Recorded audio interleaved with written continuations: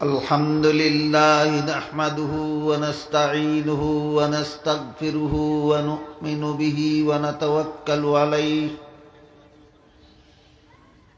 ونعوذ بالله من شرور أنفسنا ومن سيئات أعمالنا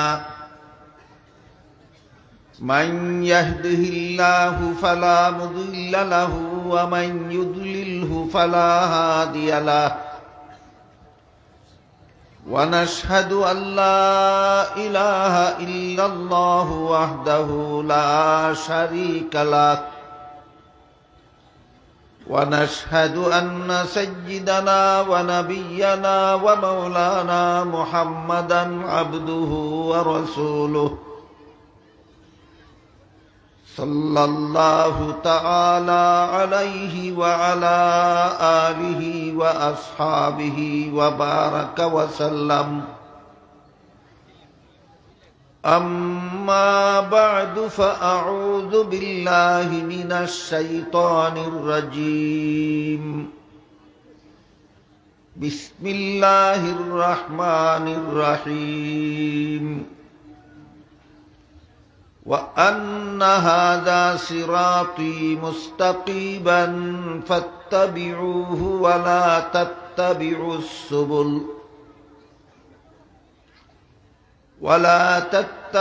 السبل فتفرق بكم عن سبيله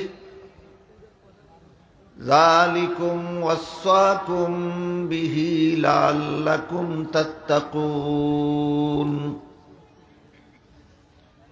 وقال رسول الله صلى الله عليه وسلم تفرقت بنو إسرائيل على 72 ملة وتتفرق أمتي على 73 ملة كلهم في النار إلا واحدة قالوا ما هي يا رسول الله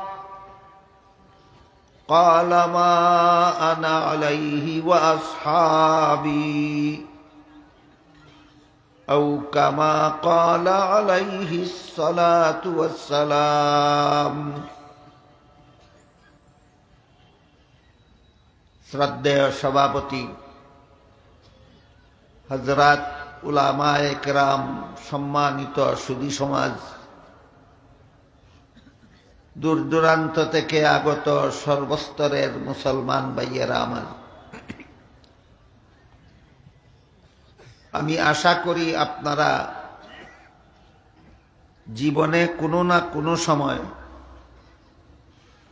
কোনো না কোনো আলেমের মুখ থেকে বক্তৃতা বিবৃতিতে শুনে থাকবেন যে আল্লাহ পাক রব্বুল আলামিন সারা দুনিয়ার সমস্ত মানুষের আদি পিতা হযরত আদম আলাইহিস সালামকে সৃষ্টি করে পৃথিবীতে পাঠাবার আগে কিছুদিনের জন্য জান্নাতে বসবাস করতে দিয়েছিলেন। তারপর একটা গাছের ফল খাওয়াকে কেন্দ্র করে আদম আলাইহিস সালামকে আল্লাহ জান্নাত থেকে বের করে পৃথিবীতে পাঠিয়েছিলেন। পাঠাবার সময় বলেছিলেন, হে আদম হাওয়া, তোমরা দুজন সরাসরি জান্নাত থেকে বের হয়ে পৃথিবীতে যাও, আর হে আদম হাওয়ার ভবিষ্যৎ সন্তানাদিরা, তোমরা আদম হাওয়ার মাধ্যমে জন্মগ্রহণ করে পৃথিবীতে যাও। কাজেই আদম হাওয়া দুজনের পৃথিবীতে আগমনের পদ্ধতি একটা, আর বাকি অন্যান্য আদম সন্তানদের পৃথিবীতে আসার পদ্ধতি আরেকটা। তারা সরাসরি পৃথিবীতে আগমন করেছিলেন, আর আমরা তাদের বংশে জন্মগ্রহণ করে আগমন করেছি। কথাটাই আল্লাহ বলেছিলেন, তোমরা পৃথিবীতে কিছুদিনের জন্য যাও। এই কিছুদিনের জীবন কোন পদ্ধতিতে যাপন করলে আবার তোমরা চিরকালের জন্য জান্নাতে ফিরে আসতে পারবে, সেই পথটা আমি আল্লাহ নিজ দায়িত্বে তোমাদেরকে দেখাবো। এটা কিন্তু আদম জাতির জন্য একটা বিরাট সুসংবাদ। একদিকে বললেন কিছুদিনের জন্য জান্নাতে যাও, অপরদিকে বললেন চিরকালের জন্য জান্নাতে ফিরে আসার পথ প্রদর্শন করব আমি আল্লাহ নিজ দায়িত্বে। আল্লাহর সেদিনকার ওয়াদা আমাদের সাথে পুরা করেছেন দুইভাবে,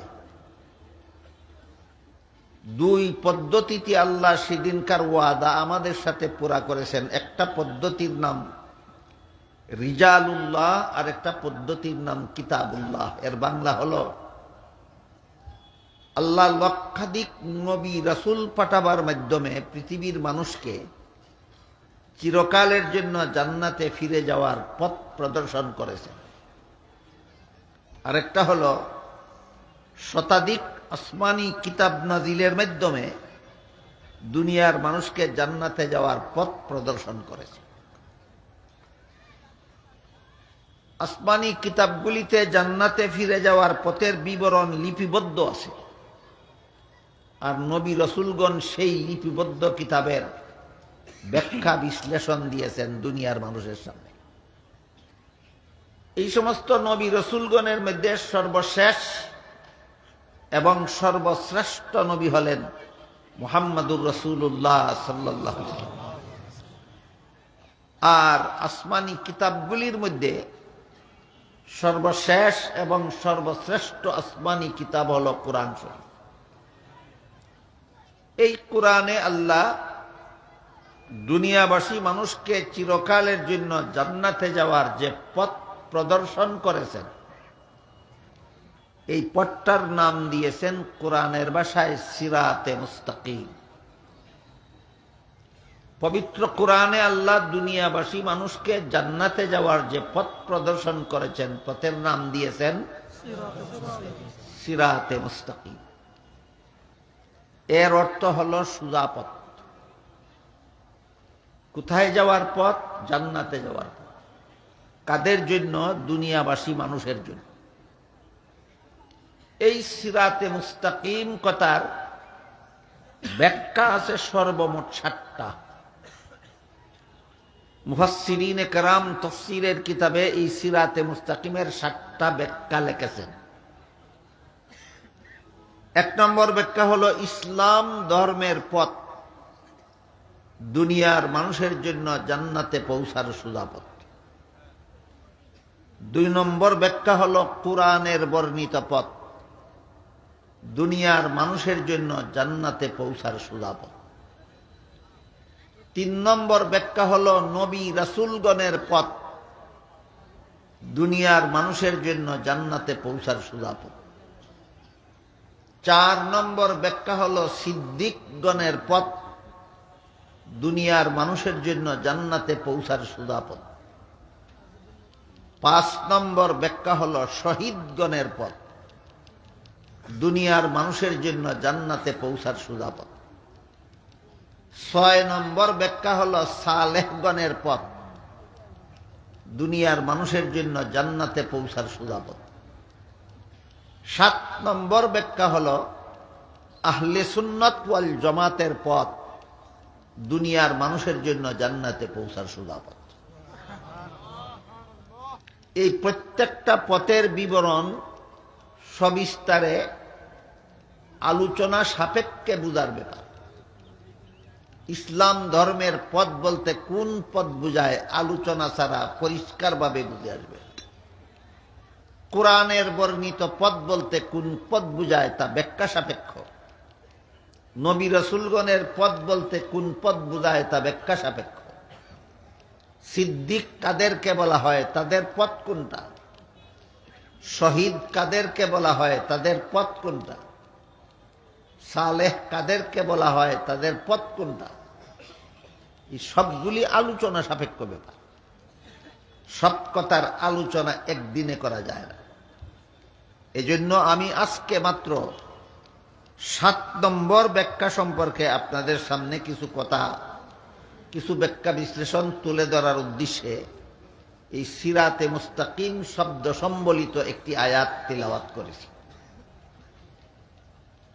7 নম্বর ব্যাখ্যাটা হলো আহলে সুন্নাত ওয়াল জামাতের পথ, দুনিয়ার মানুষের জন্য জান্নাতে পৌঁছার সোজা পথ। এই আহলে সুন্নাত ওয়াল জামাত বলতে কি বোঝায় এবং এর পথটা কোনটা, এই 7 নম্বরটা নিয়ে আজকে আলোচনা হবে। প্রথম 6টা নিয়ে আজকে আলোচনা করার সময় সুযোগ নেই।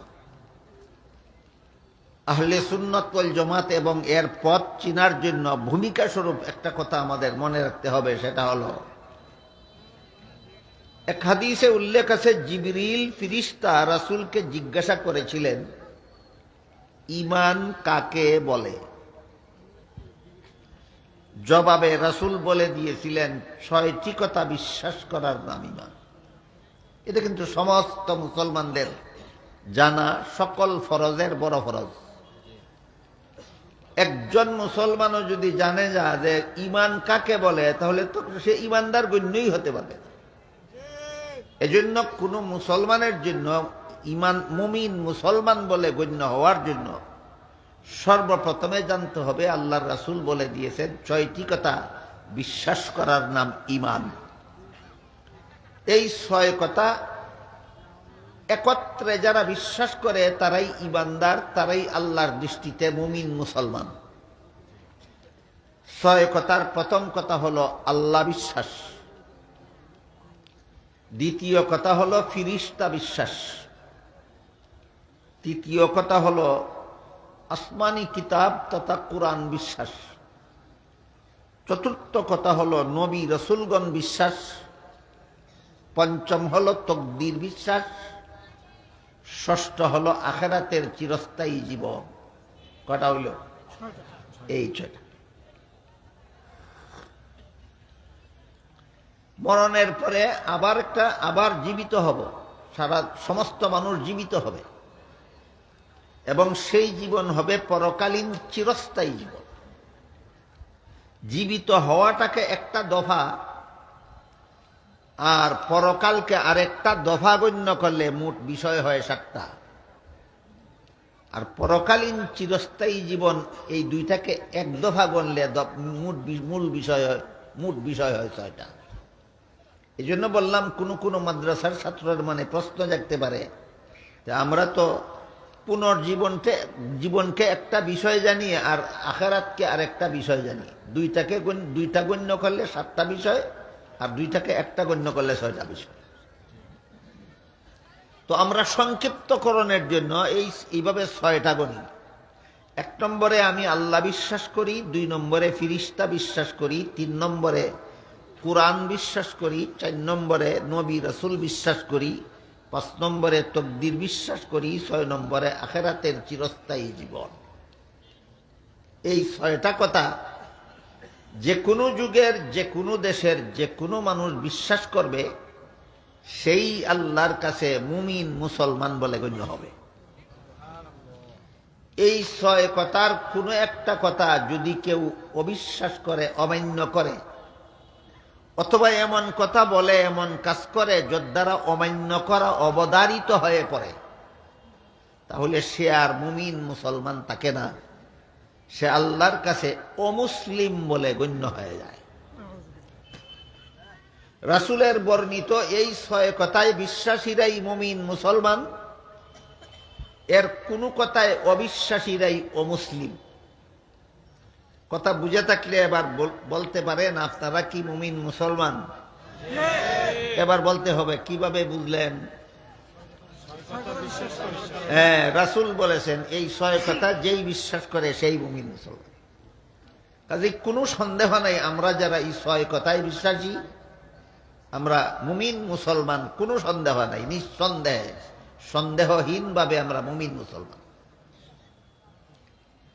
এরপর 2 নম্বর কথা হলো একটা হাদিসে আল্লাহর রাসূল সাল্লাল্লাহু আলাইহি ওয়াসাল্লাম, আরেকটা হাদিস 6 কথা বিশ্বাস করলে মুমিন মুসলমান হয়। এই হাদিস যে হাদিসে রাসূল বলেছেন, এই হাদিসটাকে মুহাদ্দিসিনে কেরামের পরিভাষায় হাদিসে জিবরিল বলা হয়।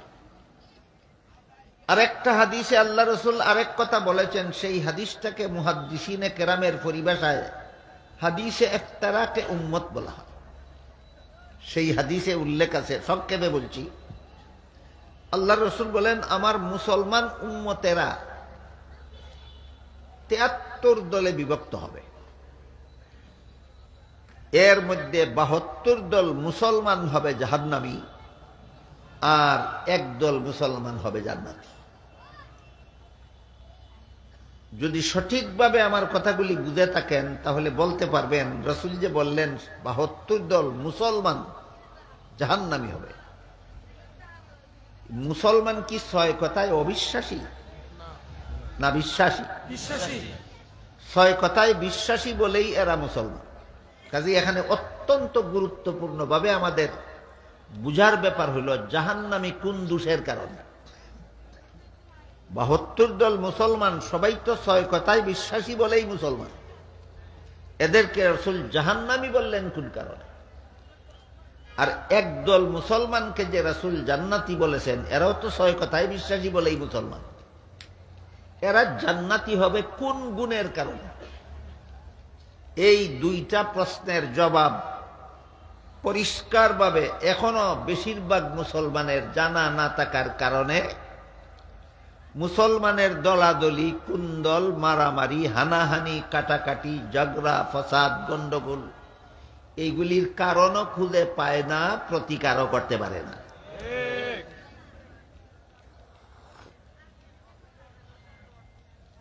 রাসূল করিম সাল্লাল্লাহু আলাইহি ওয়াসাল্লাম কেন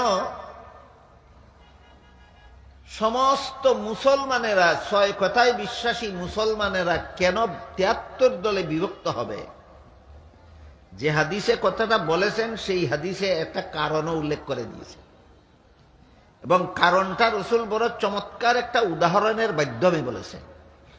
উদাহরণটা হলো একটা রোগের উদাহরণ। রোগটাকে আরবি ভাষায় বলে কালাম, বাংলা অর্থ হইল জলাতঙ্ক। জলাতঙ্ক একটা রোগ আছে, এটা মূলত কুকুরের হয়। যে কুকুর জলাতঙ্ক রোগে আক্রান্ত হয় সেই কুকুর পাগল হয়ে যায়, এলোপাতারি মানুষকে কামড়ায়। এই জলাতঙ্ক রোগে আক্রান্ত পাগলা কুকুরের কামড় যেই মানুষের শরীরে লাগে, তার দাঁত থেকে জলাতঙ্ক রোগের পয়জন ওই কামড় খাওয়া মানুষের রক্তের সাথে মিশে যায়। এইভাবে তার শরীরের সমস্ত রক্ত জলাতঙ্ক রোগের পয়জনে আক্রান্ত হয়ে মানুষটাও জলাতঙ্ক রোগে আক্রান্ত হয়ে পড়ে। এর লক্ষণ হলো পানির পিপাসায় কলিজা ফেটে মারা যায়, কিন্তু পানি দেখলে পান করবে দূরের কথা, তার কাছে যেতেও ভয় পায়। জলাতঙ্ক রোগীর আলামত। আল্লাহর রাসূল এই জলাতঙ্ক রোগের উদাহরণ দিয়া বলেন, পাগলা কুকুরের কামড় খাওয়া মানুষটার শরীরের রক্তের কণায় কণায় যেমন ভাবে জলাতঙ্ক রোগের পয়জন মিশে যায়, ঠিক তেমনি ভাবে আমার মুসলমান উম্মতের মধ্যে ৭২ দল মুসলমান উম্মতের রক্তের কণায় কণায় দুনিয়ার লোভ লালসা মিশে যাবে। একদল মুসলমান মাত্র দুনিয়ার লোভ লালসা থেকে মুক্ত থাকবে। পাইলাম কি ৭২ দল মুসলমান ৬ কথায় বিশ্বাসী হওয়া সত্ত্বেও জাহান্নামী বা হবে কেন? আর এত দলেই বিভক্ত হবে কেন? দুনিয়ার লোভে পড়ে। কেন দুনিয়ার লোভে পড়ে?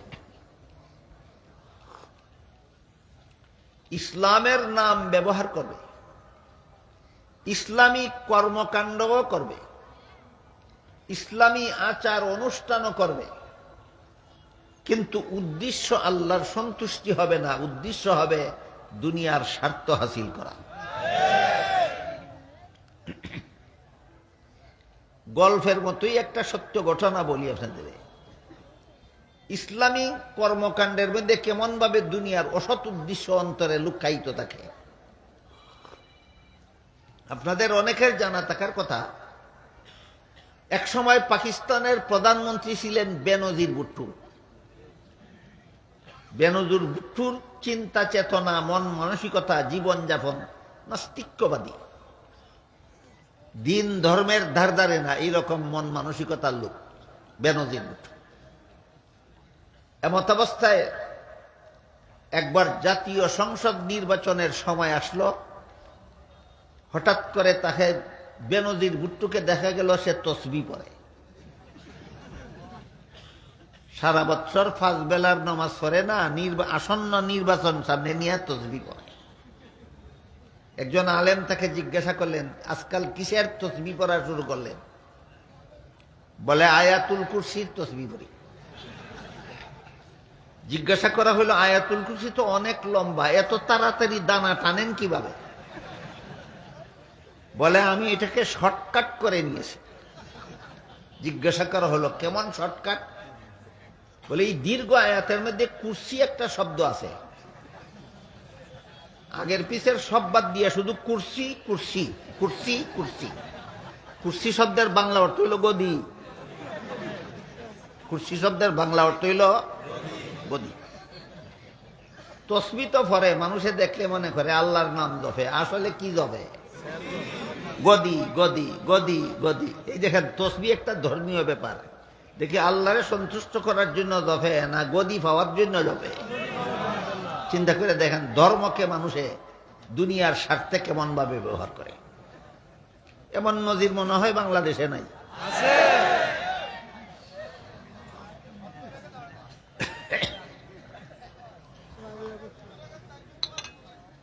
আমি কি আপনাদের বুঝাতে পারলাম? 72 দল মুসলমান 6 কথায় বিশ্বাসী হওয়া সত্ত্বেও এতগুলি দল কেন? দুনিয়া অর্জন করার এতগুলি পদ্ধতি অবলম্বন করার কারণে এতগুলি দল। আর জাহান্নামী কেন? এরা ধর্মকে দুনিয়ার স্বার্থে ব্যবহার করে। কাজেই রাসূল করিম সাল্লাল্লাহু আলাইহি ওয়াসাল্লাম এই 72 দল মুসলমানকে জাহান্নামী বলেছেন। 72 দল মুসলমান, এরা 6 কথায় বিশ্বাসী, কিন্তু দুনিয়ার লোভে পরে এরা সোজা পথে জান্নাতে যাওয়ার জন্য ইসলাম পালন করে না, দুনিয়ার স্বার্থ উদ্ধারের জন্য ইসলাম পালন করে। এই জন্য এদেরকে আল্লাহ রসুল জাহান্নামী বলেছেন। তাই 6 কথার বিশ্বাসকে যথাযথভাবে ব্যাখ্যা করলে দুনিয়ার স্বার্থে ব্যবহার করা যায় না। এই জন্য এরা যে 6 কথা বিশ্বাস করে মুসলমান হয়েছে, এই 6 কথাকে মন গড়া ব্যাখ্যা মতো বিশ্বাস করে। 72 দল মুসলমান জাহান্নামী হওয়ার কারণ, দুনিয়ার লোভে এরা 6 কথা বিশ্বাস করে ঠিক, কিন্তু সহি ব্যাখ্যা মতে নয়, মন গড়া ব্যাখ্যা মতো। একদল মুসলমান সোজা পথে জান্নাতে যাওয়ার জন্য ইসলামী ধর্মকর্ম পালন করে আল্লাহর সন্তুষ্টির জন্য, আর 6 কথার মন গড়া ব্যাখ্যা করে না, 6 কথার সহি ব্যাখ্যা করে। এই জন্য একদল মুসলমান জান্নাতি আর 72 দল মুসলমান জাহান্নামী। অত্যন্ত গুরুত্বপূর্ণভাবে সমস্ত মুসলমানের এই কথাটা জানা থাকা দরকার যে হাদিস শরীফে যে আল্লাহর রাসূল বলেছেন 73 দল মুসলমানের মধ্যে 72 দল মুসলমান জাহান্নামী হবে, একদল মুসলমান জান্নাতি হবে। 72 দল মুসলমান 6 কথায় বিশ্বাসী বলেই মুসলমান। জাহান্নামী হওয়ার কারণ, দুনিয়ার লোভে এরা 6 কথার মন গড়া ব্যাখ্যা করে। দুনিয়ার লোভে এরা 6 কথার মন গড়া ব্যাখ্যা করার অপরাধে জাহান্নামী। একদল মুসলমান জান্নাতি মুসলমান, এর কারণ এরা ইসলামিক কর্মকাণ্ড দুনিয়ার স্বার্থে করে না, একমাত্র আল্লাহর সন্তুষ্টির জন্য করে। এই জন্য 6 কথার মন গড়া ব্যাখ্যা করে না, এরা 6 কথা সহি ব্যাখ্যা মতো গ্রহণ করে। এই বাচ্চারা সামনে বসাইছেন কেন?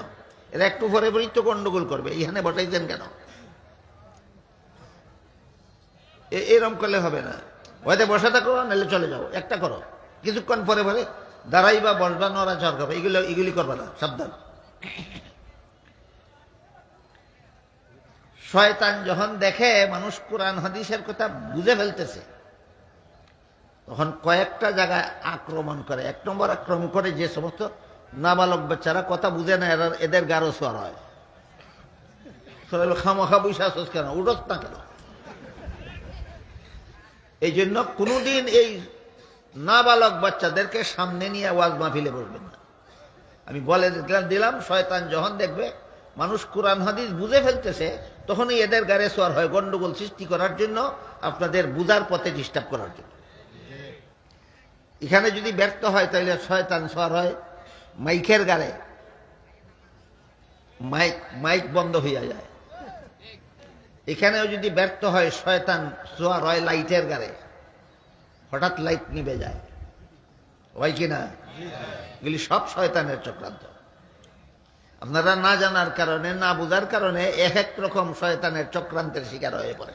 এই জন্য আগে ভাগে সতর্ক থাকতে হবে। যারা কোরআন হাদিসের কথা যথাযথভাবে বুঝার বয়স যাদের হয়নি, এদেরকে সামনে নিয়ে কখনো বসবেন না। এদের গাড়ে সোয়ার হইয়া শয়তান আপনাদেরকে ডিস্টার্ব করতে পারবে না। আর মাইক কারেন্টে চালাবেন না, মাইক ব্যাটারিতে চালাবেন, তখন কারেন্টের গাড়ে শয়তান সোয়ার হইয়া ডিস্টার্ব করতে পারবে না।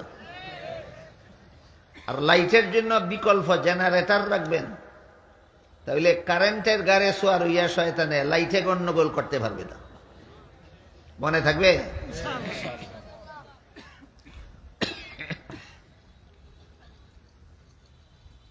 এবার বলুন তো, ৭২ দল মুসলমানকে যে আল্লাহ রসুল জাহান্নামী বলেছেন, এরা ৬ কথায় অবিশ্বাসী।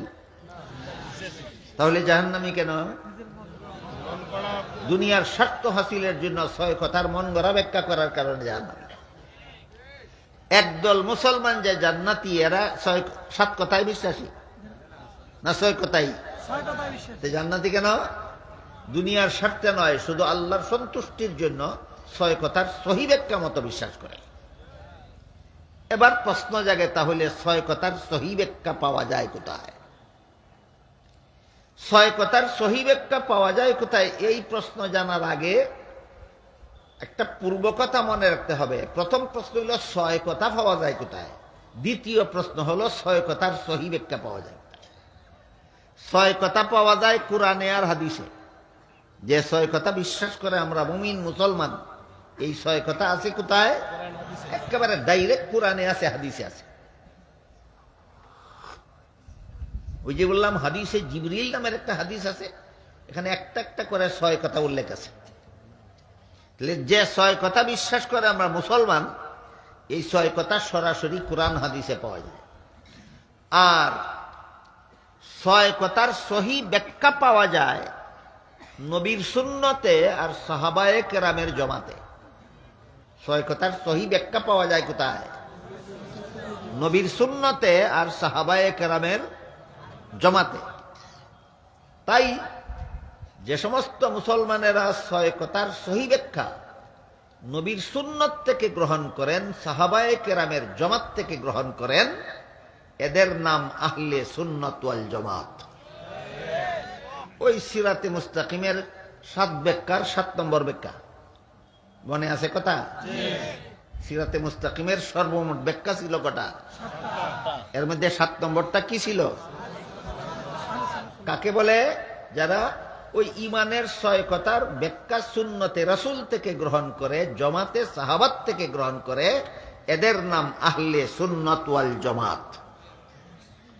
আহলে সুন্নত কথার অর্থই হলো সুন্নতের অনুসারী। কার সুন্নতের? রাসূলের সুন্নত।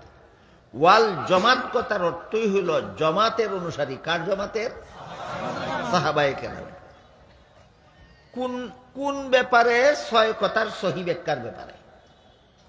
৬ কথার ইমানের ৬ কথার সহি ব্যাখ্যার ব্যাপারে যারা নবীর সুন্নতের অনুসারী, সাহাবায়ে কেরামের জমাতের অনুসারী, এদেরকে বলা হয় কোরআন হাদিসের পরিভাষায় আহলে সুন্নাত ওয়াল জামাত।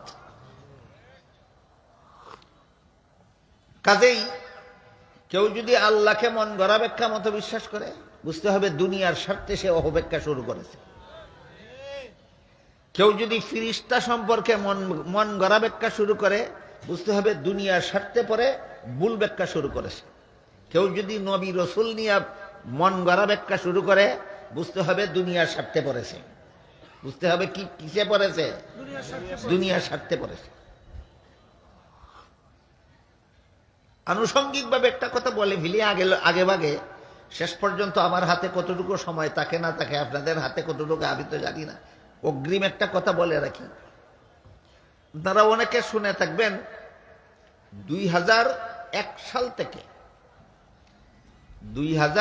সাল থেকে তবলিগের সাথে জড়িত একজন লোক নবীগণকে অপরাধী সাব্যস্ত করা শুরু করেছেন,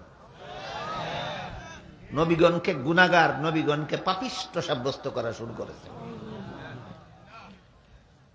আমি যখন সর্বপ্রথম শুনেছিলাম তখনই মন্তব্য করেছিলাম এই লোকটা ইহুদি খ্রিস্টানের দালাল হবে,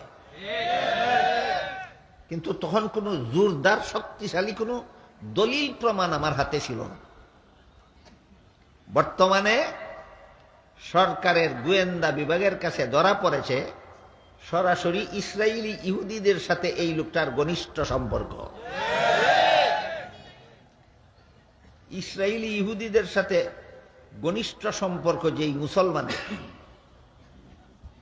এই লোকটাই বিভিন্ন নবীগণকে বিভিন্ন অজুহাতে বিভিন্ন বাহানায় পাপিষ্ট গুনাহগার বলে প্রচার করে বেড়াচ্ছে। লোকটার নাম হলো সাদ সাহেব। লোকটার নাম সাদ সাহেব। আমি তো প্রথমেই বলেছিলাম লোকটা ইহুদি খ্রিস্টানের দালাল হবে। আমার হাতে জোরদার কোনো দলিল প্রমাণ ছিল না, এই জন্য খুব জোরে সুরে বলতে পারিনি। বর্তমান সরকারি গোয়েন্দা বিভাগের কাছে তথ্য সংগৃহীত হয়েছে ইসরায়েলের ইহুদিদের সাথে তার ঘনিষ্ঠ সম্পর্ক। একটু পরে যদি আরো সময় পাই আর বিস্তারিত বলবো, এর আগে আমার কথার ধারাবাহিকতা ঠিক রাখি।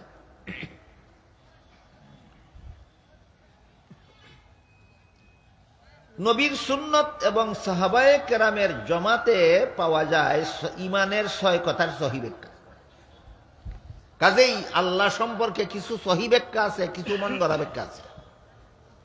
ফিরিস্তা সম্পর্কে কিছু সহি ব্যাখ্যা আছে, কিছু ভুল ব্যাখ্যা আছে। নবী রাসূল সম্পর্কে কিছু ব্যাখ্যা আছে সহি, কিছু ব্যাখ্যা আছে ভুল। তকদির সম্পর্কে এরকমই কোরআন সম্পর্কেও কিছু ব্যাখ্যা আছে সহি, কিছু ব্যাখ্যা আছে ভুল। যারা সহি ব্যাখ্যা গ্রহণ করেন, আমার এতক্ষণের কথা যারা বুঝেছেন একটু দয়া করে বলেন, ইমানের 6 কথার সহি ব্যাখ্যা আমরা যারা মানতে চাই পাবো কোথায়? 2 ঠিকানায়। 2 ঠিকানায়। এক ঠিকানার নাম নবীর সুন্নত, আর এক ঠিকানার নাম সাহাবায়ে কেরাম। এখানে আরেকটু কথা বলতে হয়, নবীর সুন্নত কি মুসলমানের জন্য যথেষ্ট নয়? সাহাবায়ে কেরামের জমাত কেন আবার? একটা প্রশ্ন। নবীর সুন্নত কি মুসলমানের জন্য যথেষ্ট নয়, সাথে আবার সাহাবাদের জমাত কেন? আমি জবাব দেবার আগে বলতে চাই, আমি বলেছি মা আনা আলাইহি ওয়া আসহাবি, আমি বলেছি না আপনার নবী বলেছেন? নবী বলেছেন। প্রশ্ন আমাকে করো কেন? তোমার নবী রেগে করো। প্রশ্ন আমাকে করো কেন? তোমার নবীকে যে প্রশ্ন করো যে আপনি কেন আপনার সাথে সাহাবাদের জমাতে শরীক করলেন? বুঝা গেল দাল মে কুছ কালা হয়, দাল মে কুছ। নবীর কথার বিরুদ্ধে যাদের প্রশ্ন জাগে এরাই মন গড়া ব্যাখ্যা করতে চায়, এরাই দুনিয়ার স্বার্থের লোভে পড়েছে, এরাই দুনিয়ার স্বার্থের লোভে ইসলামের নাম ব্যবহার করে। এবার একটা উদাহরণ দিচ্ছি, নবীর সুন্নতের সাথে আবার সাহাবায়ে কেরামের জমাতকে আমি জড়িয়েছি না স্বয়ং নবী জড়িয়েছেন? এবার কেন জড়ালেন বুঝার জন্য একটি উদাহরণ দিচ্ছি। এক হাদিসে রাসূল করিম সাল্লাল্লাহু আলাইহি ওয়াসাল্লাম বলেন, ইন্নাল্লাহ ফারাদা সিয়ামা রমাদান আলাইকুম ওয়া সানানতু লাকুম কিয়ামাহু ফামান সামাহু ওয়া কামাহু ঈমানান ওয়া ইহতিসাবান খারাজা মিন যুনুবিহি কায়াউমিন ওয়ালাদাতহু উম্মুহু আও কামা ক্বালা আলাইহিস সালাতু ওয়াস সালাম। এর অর্থ হলো রাসূল বলেন, রমজান মাসে দিনের বেলায় রোজা রাখা আল্লাহ তোমাদের জন্য ফরজ করেছেন। বুঝে থাকলে বলুন, রমজানের দিনে রোজা রাখা কার ফরজ? আল্লাহর ফরজ। রাসূল বলেন, রাতের বেলায় তারাবিহের নামাজ পড়া আমি রাসূল তোমাদের জন্য সুন্নত করেছি। তারাবির নামাজ কার সুন্নত? নবীর সুন্নত। দিনের রোজা আল্লাহর ফরজ, রাতের তারাবি নবীর সুন্নত। দিনের রোজা আল্লাহর ফরজ, রাতের তারাবি নবীর সুন্নত।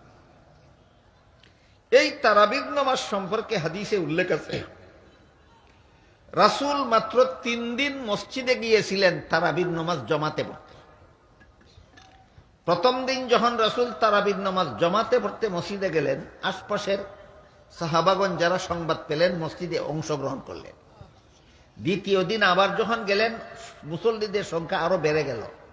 তৃতীয় দিন আবার যখন গেলেন মুসল্লিদের স্থান হয় না মসজিদে, এমনভাবে মুসল্লিদের সমাগম হলো। এরপর থেকে রাসূল আর কোনোদিন তারাবির নামাজ জমাতে পড়ার জন্য মসজিদে যাননি। ঘটনা বুঝে থাকলে বলুন, তারাবির নামাজ জমাতে পড়ার জন্য রাসূল মসজিদে গিয়েছিলেন কতদিন? এই 3 দিন কত রাকাত তারাবি পড়েছিলেন রাসূল, এই হাদিসে রাকাতের কোনো সংখ্যা উল্লেখ নাই। যে 3 দিন রাসূল মসজিদে গিয়েছিলেন তারাবির নামাজ জমাতে পড়ার জন্য, পড়েছেন সাহাবায়ে কেরামকে নিয়ে জমাতে পড়েছেন, কিন্তু এই হাদিসে কত রাকাত পড়েছেন রাকাতের সংখ্যা উল্লেখ নাই। যেহেতু রাসূল তারাবি পড়েছেন 3 দিন মসজিদে গিয়া সাহাবাদের সাথে নিয়ে জমাতের সাথে, অথচ কত রাকাত পড়েছেন হাদিসে উল্লেখ নাই।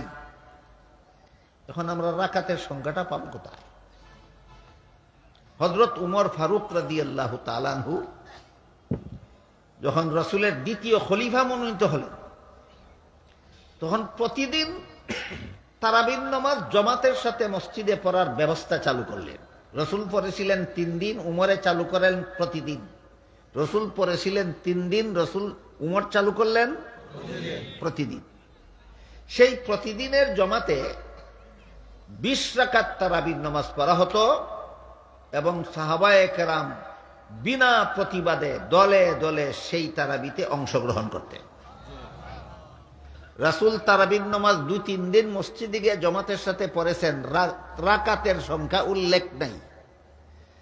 উমরের শাসন আমলে সাহাবায়ে কেরাম এই জমাতে শরীক হয়ে কত রাকাত পড়তেন? 20 রাকাত। এখন যদি আপনি বলেন নবীর সুন্নত কি মুসলমানের জন্য যথেষ্ট নয়, আবার সাহাবায়ে কেরামের জমাত কেন? আপনি বলুন, নবীর সুন্নত যদি তোমার জন্য যথেষ্ট হয়, তারাবির নামাজ কত রাকাত পড়বা বলো?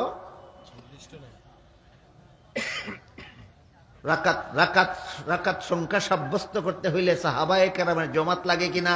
লাগে। আমি একটা সহজ উদাহরণ এভাবে দিয়ে থাকি। এই ধরনের প্রশ্ন যারা করে যে রাসূলের সুন্নত কি আমাদের জন্য যথেষ্ট নয়, সাথে আবার সাহাবায়ে কেরামের জমাত কেন?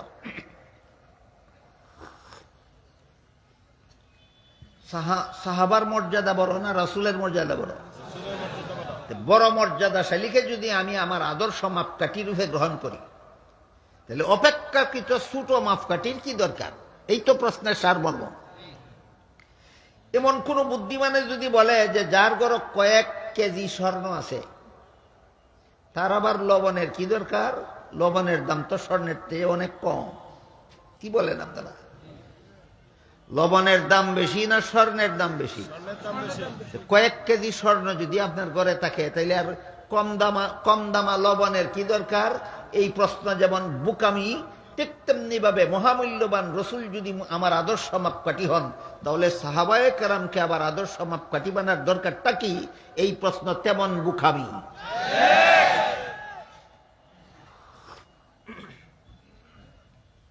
আল্লাহ পাক রব্বুল আলামিন বলেন, মুহাম্মাদুর রাসূলুল্লাহি ওয়াল্লাযীনা মাহু আশিদ্দাউ আলাল কুফফারি রুহামাউ বাইনাহুম। মুহাম্মাদুর রাসূলুল্লাহ এবং তার সঙ্গী সাথীগণ।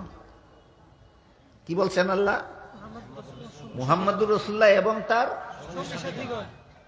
আল্লাহ তোমার থেকে কম বুঝলেন কেন? পণ্ডিতের দল, তুমি আল্লাহর থেকে বেশি বুঝো কেন? আল্লাহ তোমার চেয়ে কম বুঝলেন কেন? আল্লাহ শুধু মুহাম্মাদুর রাসূলুল্লাহ বলতে পারলেন না, ওয়াল্লাযীনা মাহু বলেন কেন? এই আয়াতে আল্লাহ কি বলেছেন জানেন? আল্লাহ বলেন মুহাম্মাদুর রাসূলুল্লাহি ওয়াল্লাযীনা মাহু, মুহাম্মাদুর রাসূলুল্লাহ এবং তার সঙ্গী সাথীগণ। বলতে পারেন তারা মুহাম্মাদুর রাসূলুল্লাহর সঙ্গী সাথীগণ কারা? এই বাংলায় বলে সঙ্গী সাথী আর আরবিতে বলে সাহাবা, একই কথা। এদের বৈশিষ্ট্য কি? মুহাম্মাদুর রাসূলুল্লাহ এবং তার সঙ্গী সাথীগণের বৈশিষ্ট্য কি? আল্লাহ বলেন, আশিদ্দাউ আলাল কুফফারি রুহামাউ বাইনাহুম, সন্ত্রাসী বেঈমানদের মোকাবেলায় অত্যন্ত কঠোর। মুহাম্মাদুর রাসূলুল্লাহ সন্ত্রাসী বেঈমানদের মোকাবেলায় কঠোর, সাহাবায়ে কেরাম সন্ত্রাসী বেঈমানদের বেলায় কঠোর, আর পরস্পরে সদয়, পরস্পরে সদয়, একে অপরের বেলায় সদয়। এই আয়াতের একটা বাস্তবায়ন, ইসলামের স্বর্ণযুগের ইতিহাস থেকে একটা ঘটনা শুনে এই আয়াতের পরিপূর্ণ বাস্তবায়ন। কুখ্যাত এক মুনাফিকের নাম আছে ইসলামের ইতিহাসে, ইবনে সাবা, আব্দুল্লাহ ইবনে সাবা, কুখ্যাত মুনাফিক। এই মুনাফিকে কতগুলি চক্রান্তের মাধ্যমে হযরত আলী আর হযরত মুআবিয়া রাদিয়াল্লাহু আনহুমার মধ্যে একটা দ্বন্দ্ব সৃষ্টি করে দিয়েছিল। আসলে তারা উভয়ে সরল ছিলেন, তারা তাদের দুজনের কারো অন্তরে কোনো কুটিলতা ছিল না, কারো মধ্যে দুনিয়ার বিন্দু মাত্র লোভ লালসা ছিল না।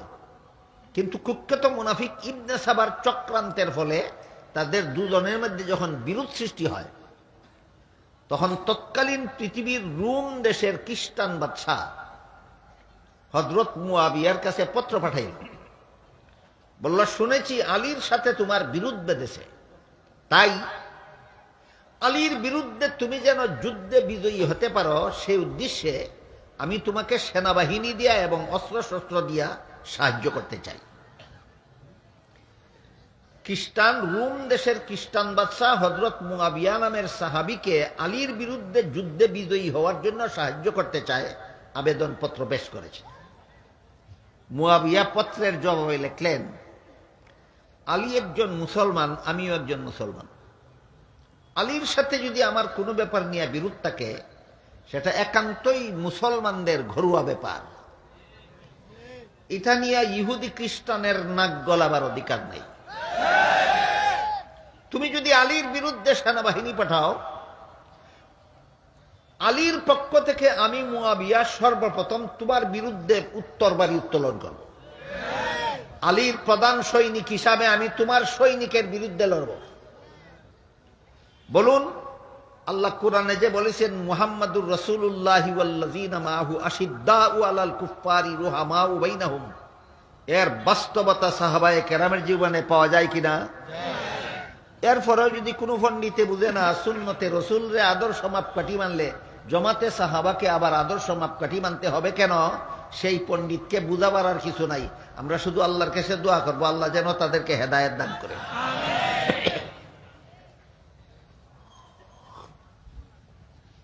কোরআনের অন্য আয়াতে আল্লাহ বলেন, ফাইন আমানু বিমিসলি মা আমানতুম বিহি ফাকাদ ইহতাদাউ ওয়া ইন তাওয়াল্লাউ ফাইন্নামা হুম ফি শিকাক। হে আমার নবীর সাহাবাগণ, মুনাফিকরা যদি তোমাদের ঈমানের অনুরূপ ঈমান আনে, তবেই তারা হেদায়েত প্রাপ্ত হবে। আর যদি তোমাদের ঈমানকে মাপকাঠি বানিয়ে সেই মাপকাঠির দ্বারা নিজেদের ঈমান যাচাইয়ে রাজি না থাকে, মুনাফিকদের ঈমান গ্রহণযোগ্য হবে না। এবং আমার নবীর সাহাবাদেরকে যারা নিজের ঈমান যাচাইয়ের মাপকাঠি রূপে গ্রহণ করতে রাজি হবে না, মুসলমান সমাজে কুন্দল সৃষ্টির জন্য তারাই দায়ী থাকবে। সাহাবায়ে কেরামকে যারা নিজের সত্যের উপর আছে না ভ্রান্তির উপর আছে, এটা যাচাইয়ের জন্য সাহাবায়ে কেরামকে যারা মাপকাঠি রূপে মানতে রাজি হবে না, আল্লাহ কি বলেন, যারা সাহাবায়ে কেরামকে মাপকাঠি মানতে রাজি নয়, মুসলমান সমাজের কুন্দলের জন্য তারা দায়ী। যারা মাপকাঠি মানে তারা দায়ী না যারা মানে না তারা দায়ী? অথচ বর্তমান সমাজে উল্টাটা চলে, যারা মানে না তারা, যারা মানে তাদেরকে দায়ী বলে, যে এরা সাহাবায়ে কেরামকে সত্যের মাপকাঠি বলে মুসলমান সমাজে কুন্দল সৃষ্টি করেছে। আল্লাহ কি বলেন, তোমারটা বলেন না তোমার বিপরীতটা বলেন? তোমার কথা তো আল্লাহর বিরুদ্ধে গেল। আনুষঙ্গিক প্রশ্নের জবাব দিলাম। হাদিস শরীফে রাসূল করিম সাল্লাল্লাহু আলাইহি ওয়াসাল্লাম 72 দল ভ্রান্ত মুসলমান থেকে একদল সঠিকপন্থী মুসলমানকে যাচাই করার জন্য, পার্থক্য করার জন্য পরিষ্কার ভাষায় দুইটা আদর্শ মাপকাঠি উল্লেখ করে দিয়েছেন। একটা মাপকাঠির আদর্শ মাপকাঠির নাম নবীর সুন্নত, আর একটা আদর্শ মাপকাঠির নাম সাহাবায়ে কেরামের জামাত। রাসূল যেখানে দুইটা মাপকাঠি উল্লেখ করে দিয়েছেন, সেখানে মেনে নেওয়া নিরাপদ না চাপাবাজি করা নিরাপদ? আল্লাহ এবং আল্লাহর রাসূলের কথার বিরুদ্ধে চাপাবাজি করা নিরাপদ নয়, সরল মুসলমানের আলামত নয়। সত্য এড়াবার মতো চক্রান্ত এদের অন্তরে বিদ্যমান। তো আল্লাহর রাসূল সাল্লাল্লাহু আলাইহি ওয়াসাল্লাম পরিষ্কার বলে দিলেন, সুন্নতে রাসূল এবং জামাতে সাহাবার মাপকাঠির মাপে যারা ঠিকবে তারাই জান্নাতি মুসলমান সাব্যস্ত হবে। সুন্নতে রাসূল এবং জামাতে সাহাবার আদর্শ মাপকাঠির মাপে যারা ঠিকবে না, তারাই জাহান্নামী মুসলমান বলে গণ্য হবে। এক কথায় ইমানের 6 কথার সহি ব্যাখ্যা 2 ঠিকানায় পাওয়া যায়। এক ঠিকানার নাম নবীর সুন্নত, আর এক ঠিকানার নাম সাহাবায়ে কেরামের জামাত। এর দ্বারা এই 2 ঠিকানার থেকে আল্লাহ সম্পর্কে যত ব্যাখ্যা পাওয়া যাবে এগুলি হবে সহি ব্যাখ্যা, আর এই 2 ঠিকানা বহির্ভূত ইমানের 6 কথার যে কোনো ব্যাখ্যা পাওয়া যাবে সেটা ভ্রান্ত ব্যাখ্যা সাব্যস্ত হবে। আপনারা যদি আর কয়েক মিনিট ধৈর্যের সাথে বসে শুনবেন বলেন, তাহলে আমি কয়েকটা উদাহরণ তুলে ধরবো। যে 6 কথা বিশ্বাস করে আমরা মুমিন মুসলমান বলে গণ্য হয়েছি, এর প্রথম কথা হলো আমি আল্লাহ বিশ্বাস করি। প্রথম কথা কি? আল্লাহ বিশ্বাস করি। সাথে সাথে প্রশ্ন আসবে, তুমি আল্লাহ বিশ্বাস করো তোমার মন গড়া ব্যাখ্যা মতো না সহি ব্যাখ্যা মতো বলো? তাহলে আল্লাহ সম্পর্কে কিছু ব্যাখ্যা সহি আছে, আল্লাহ সম্পর্কে কিছু ব্যাখ্যা মন গড়া আছে।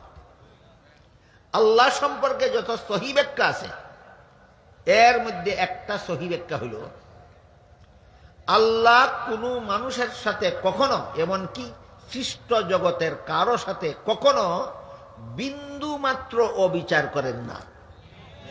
বিশ্বাস হয় আপনাদের? 1 নম্বর আল্লাহ সম্পর্কে একটা সহি ব্যাখ্যা। 2 নম্বর সহি ব্যাখ্যা হলো, অবিচার তো কারো সাথে করেনি না, করবেনও না।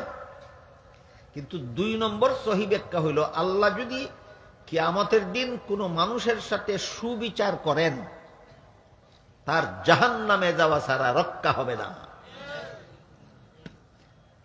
প্রশ্ন জায়গায় তাহলে জাহান্নাম থেকে বাঁচার উপায় কি? অবিচার তো করবেনই না, আর সুবিচার করলে উপায় নাই।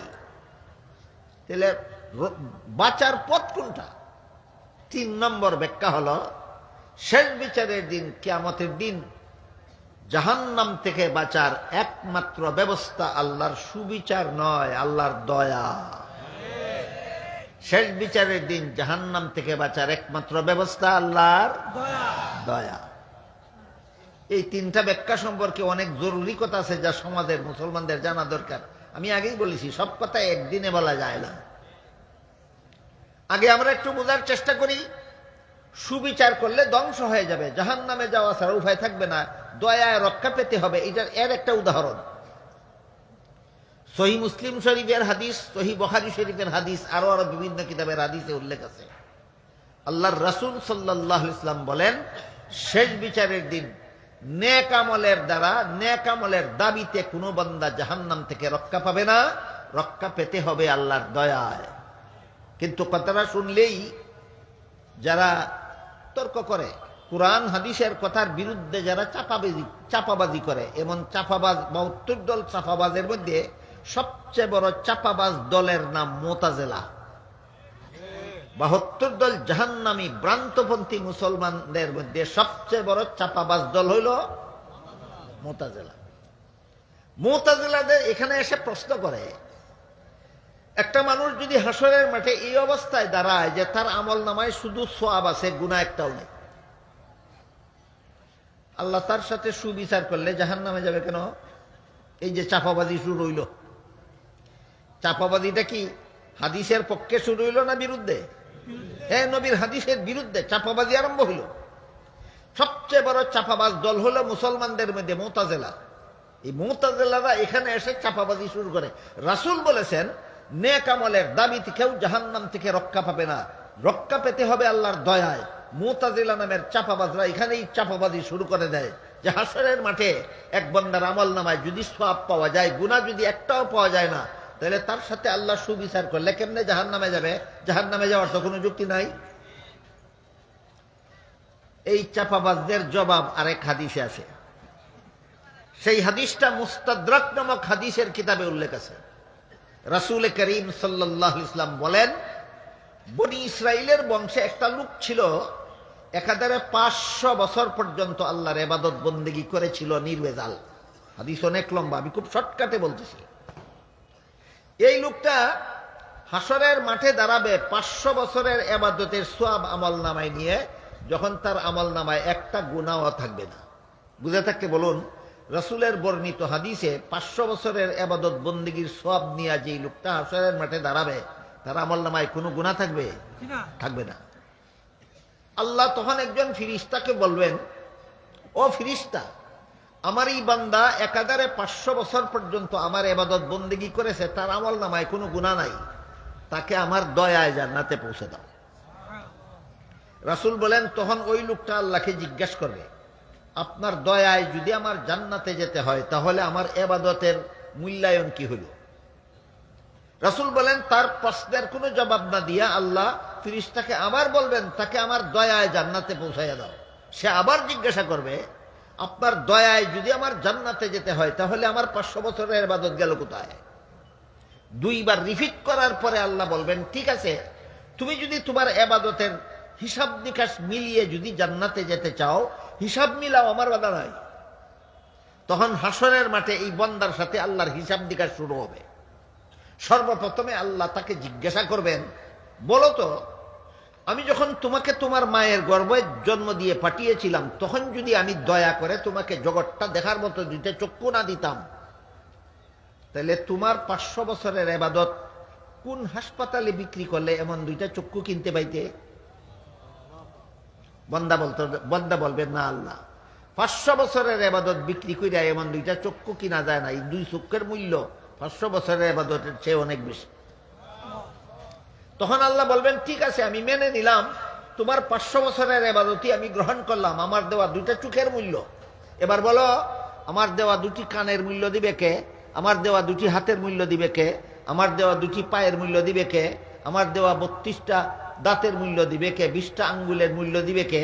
আর 500 বছর ইবাদত করতে কত টন খাদ্য খেয়েছো আর কত টন পানি পান করেছো, সেইগুলি মূল্য দিবে কে? আল্লাহর রাসূল বলেন, বান্দা এই প্রশ্ন করার সাথে সাথে, আল্লাহ এই প্রশ্ন করার সাথে সাথে বান্দা নিরুত্তর হয়ে যাবে, লাজবাব হয়ে যাবে, কোনো জবাব দিতে পারবে না। তখন আল্লাহ ওই আগের ফেরেশতাকে বলবেন, এই ফেরেশতা, এই বান্দার সাথে আমার সুবিচারের দরকার। সে আমার পাওনা দিতে পারে না, যা দিছে মাত্র 2টা চৌকের দাম দিছে, আর বাকিটার দাম দিতে পারে না, জাহান্নামে নিয়ে যা। রাসূল বলেন, আল্লাহর হুকুম পাওয়া মাত্র ফেরেশতা তাকে টানা হেঁচড়া করে জাহান্নামে নিয়ে রওনা হবেন। তখন ওই বান্দা চিৎকার দিয়া বলতে থাকবে, আল্লাহ, সুবিচারের দরকার নাই, দয়া করে এই জান্নাতে দিয়া দাও।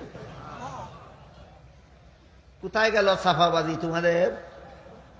আল্লাহ এবং আল্লাহর রাসূলের কথার বিরুদ্ধে যারা চাপাবাজি করে, শেষ বিচারের দিন টের পাবে তোমার চাপাবাজির দাম বেশি না কোরআন সুন্নাহর দাম বেশি।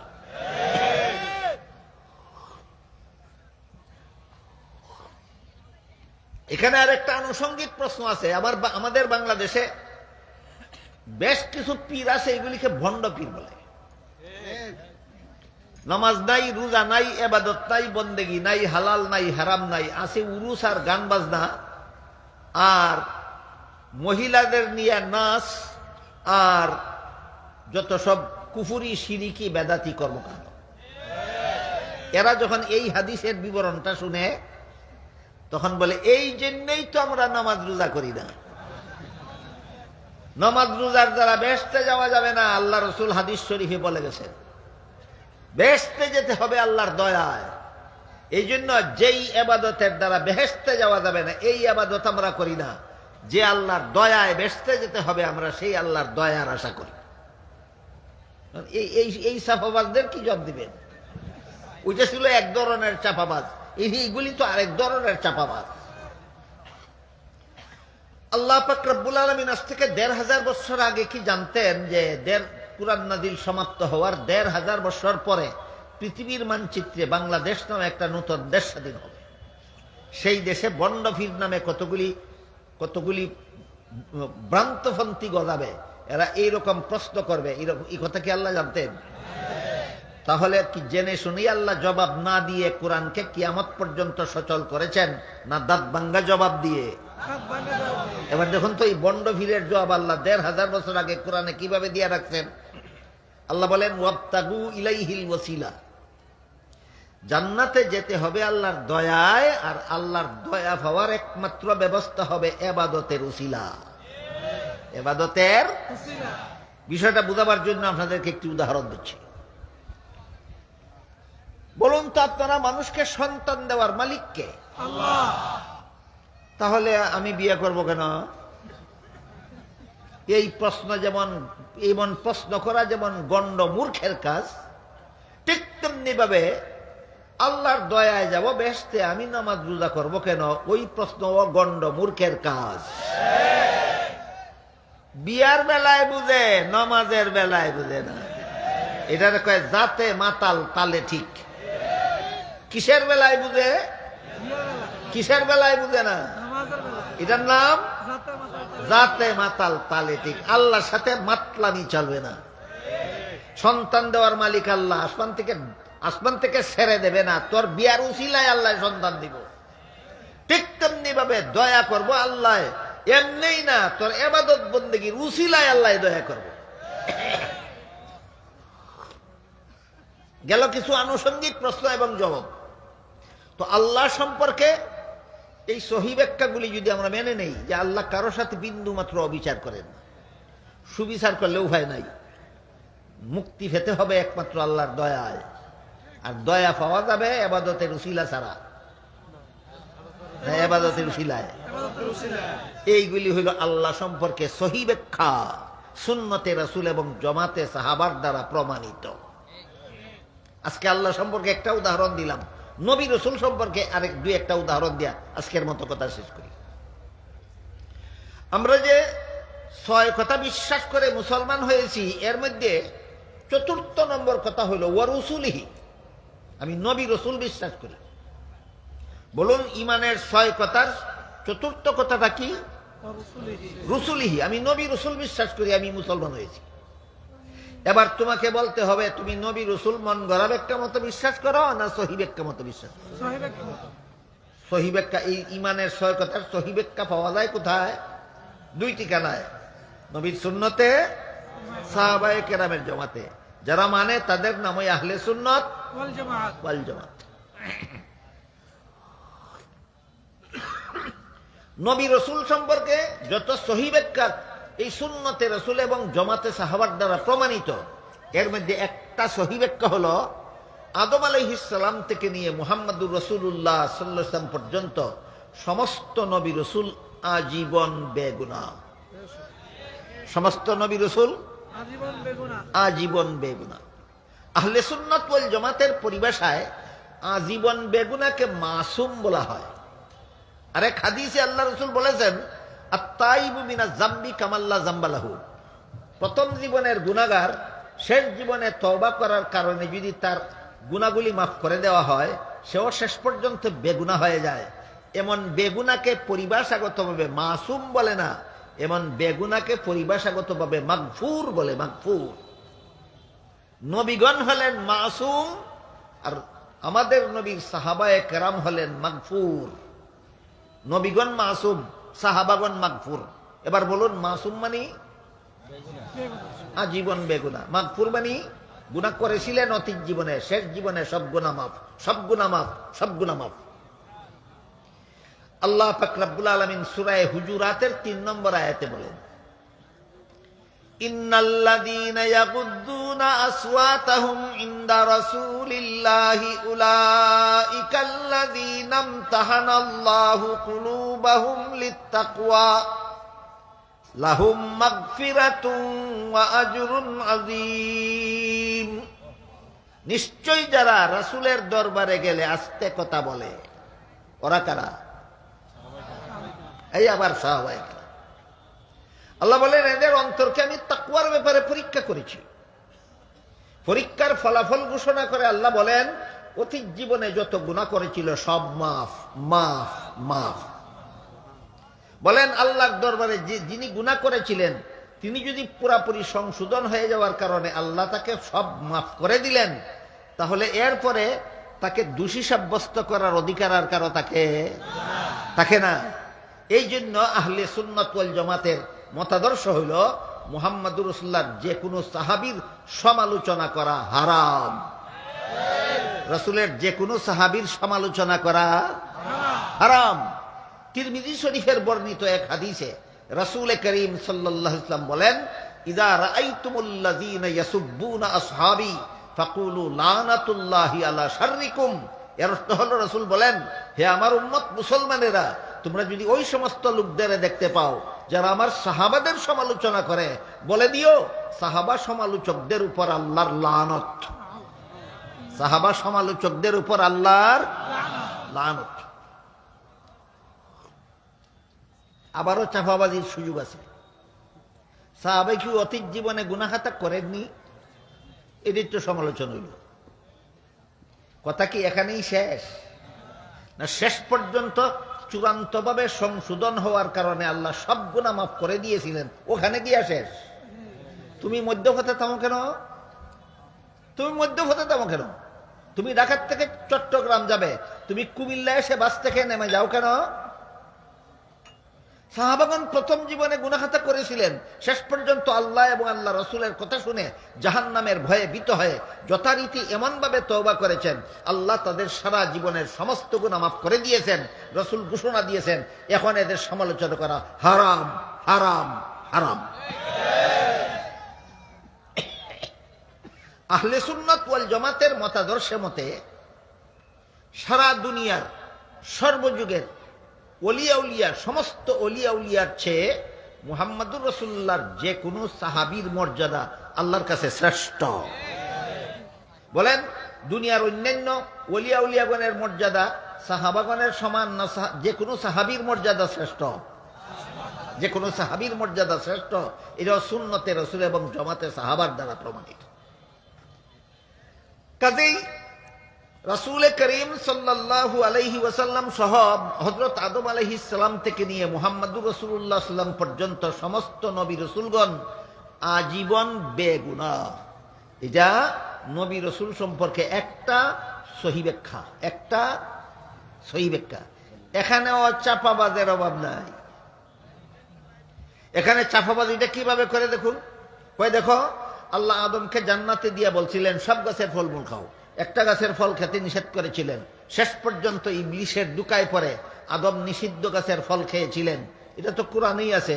আর আল্লাহর আদেশ নিষেধ লঙ্ঘন করলেই তো গুনাহ হয়। সুতরাং কোরআনের দ্বারাই তো সাব্যস্ত হয় আদম গুনাহগার। আবার শুরু হইল নি চাপাবাজি? শুরু হয়েছে নি? আদম আল্লাহর আদেশ নিষেধ লঙ্ঘন করলেই গুনাহ হয়। আর আদম যে লঙ্ঘন করলেন জান্নাতে, সেটা তো কোরআনেই আছে। সুতরাং কোরআনের দ্বারাই তো প্রমাণিত আদম গুনাহগার। তাহলে তোমার এই চাপাবাদিটা যদি আমি এক মিনিটের জন্য মেনে নেই, আল্লাহ যে কোরআনের অন্য আয়াতে বলেছেন লা ইয়ানালু আহদিজ জালিমিন, গুনাহগারদেরকে আমি নবী বানাই না, ওইটা কি করবা? তোমার এই সাফাবাদীটা একটু সময়ের জন্য মেনে নিলে আল্লাহ সমস্ত নবী রাসূলগণের জন্য একটা সার্বজনীন মূলনীতি ঘোষণা দিয়ে বলেন লা ইয়ানালু আহদিজ জালিমিন, গুনাহগারদেরকে নবী বানাই না। তুমি যেই সাফাবাজি করলা এটা মেনে নিয়ে তো আল্লাহর মূলনীতি ঠিক থাকে না। সুতরাং যার যত রকমের ব্যাখ্যা আল্লাহর মূলনীতির সাথে সাংঘর্ষিক হয়, প্রমাণ হয়ে গেল তুমি মন গড়া ব্যাখ্যা মতো নবী মানো। তুমি আর যাই কিছু হও, তুমি আহলে সুন্নাত ওয়াল জামাত নও। আপনাদের মনে প্রশ্ন জাগতে পারে, তাহলে জান্নাতে আদমের নিষিদ্ধ গাছের ফল খাওয়ার সহিহ ব্যাখ্যাটা কি? আমি একটু পরে বলবো।